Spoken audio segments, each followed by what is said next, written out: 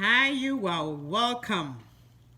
My name is Mycel to the fourth day of our quiet talks with the Lord. This is the day that the Lord has made, and we will rejoice and be glad in it. For his goodness and his mercies are new every morning. Is not our God so awesome to give us each day the strength to move about? Today we are going to talk about one thing that is needful. Jesus said that to Martha. Jesus had then visited Martha and Mary.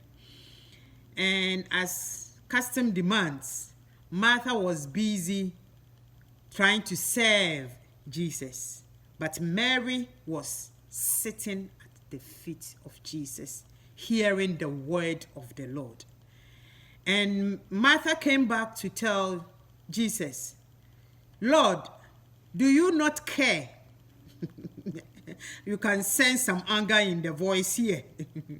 Do you not care to tell my sister to come and help me? When you get time, you read it.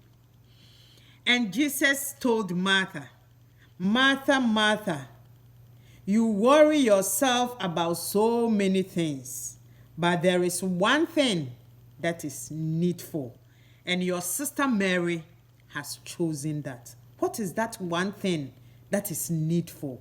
The one thing that is needful is the one thing needed in our lives is in the presence of the Lord. You see, you can serve Jesus with all the important things that you think is necessary according to you. But the most important thing is being in his presence. And Mary caught that and began to sit at the feet of Jesus to learn, to hear him. Because in the presence of God, there is, Bible says, there is fullness of joy. There is everything, every blessings that you can think of. But when we occupy ourselves, as these days, we are so much distracted. And when you read that, Jesus was saying, Martha, you are so much distracted with so many things. That is what is happening to us today. The needful thing of being in the presence of the Lord in the morning and in the evening to guide us, to direct our lives throughout the day. Apart from that, it gives you eternal peace. It gives you that joy. You begin to understand what God wants to tell you about circumstances and about how you should live your life. So if you are missing that, then you are going around circles and you will not be able to achieve much, or you will always be in frustration because you are not going to the source of your life. The same Mary, when we read John 12, I think the 2 and 3, Jesus, I think, is the same thing that is being spoken about. But this time after Mary, Martha was still serving. And Mary was sitting at the feet of Jesus, but he got up and she poured a costly, that is what the Bible says, a costly oil, spikenard oil on Jesus' feet. And then afterwards, she used her hair to wipe his feet. In those days, there were no vehicles and all that, and most people were walking. So imagine the feet of Jesus walking all these journeys and coming at that place, the debt that would have been settled on the foot. But that was not what Mary was looking at. What she needed, she wanted, and what she was desiring for was him. Him is all that she wanted. Her hair, which is women, our glory is our hair, and we, when it's raining right now and see women and walking out, you see how we rush to get shade or something to cover our heads. But she used her hair to wipe, you see, oil and dirt mixed together. Just imagine. She used her hair to wipe the feet of Jesus, because Jesus was so much important to her. Her worship to him was so much important to her. She knew what Jesus meant to her life. She knew what Jesus had done in her life.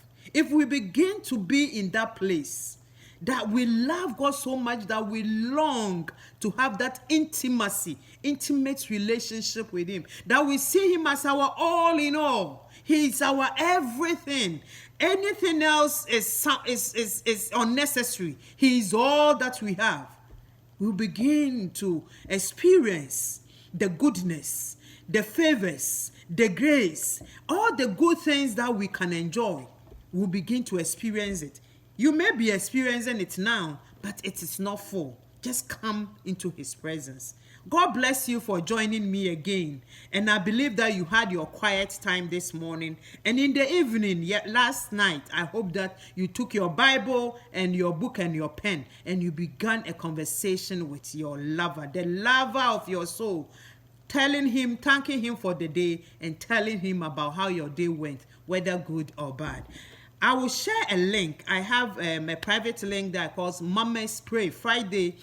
All women, if you are a mother or you are a woman, I want you to join me so that we'll pray. We pray for our children. We pray for children out there. We pray for mothers. So you join me and we'll pray tomorrow.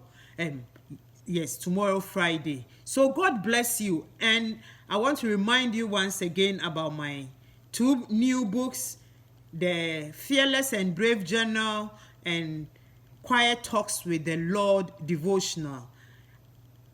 These books are so powerful and they are so full of the word of God and things to consider every time you read the word, and then the questions, and it guides you to reflect on your life, and then you begin to write, especially in the journal, about what is going on in your life and how the Bible is leading you to overcome all those fears and all those problems. God bless you. You can visit me on mycel.com to read about my blog post as well.